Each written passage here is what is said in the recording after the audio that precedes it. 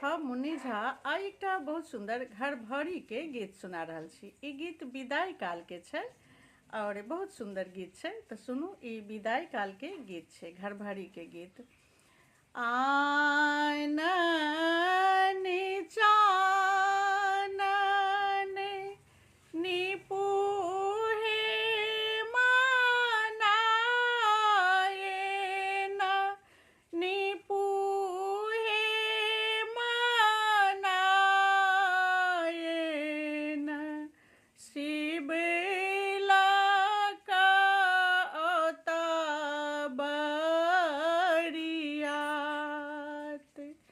शिवलका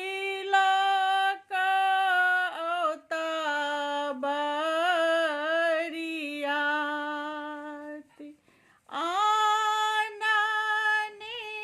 चानन निपुहे मनायेन निपुहे मनायेन शिव आजलता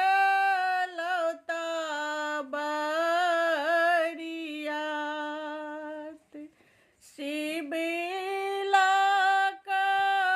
ओतबरियात घड़ी भरी काये शिव घड़ी सबहरी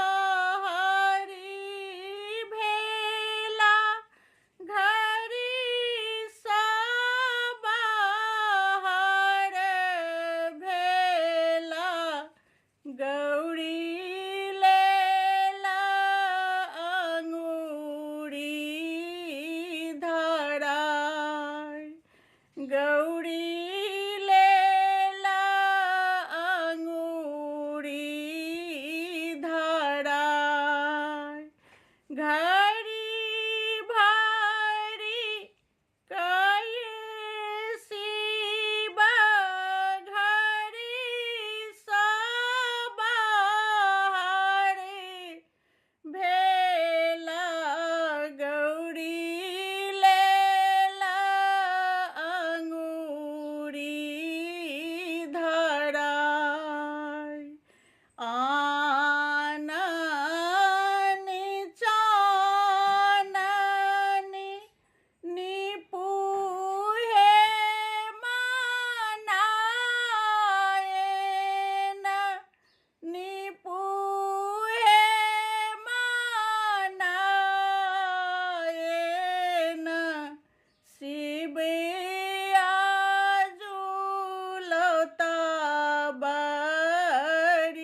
बरियात गौरी लेला अंगूरी धराय गौरी लेला अंगूरी धराय।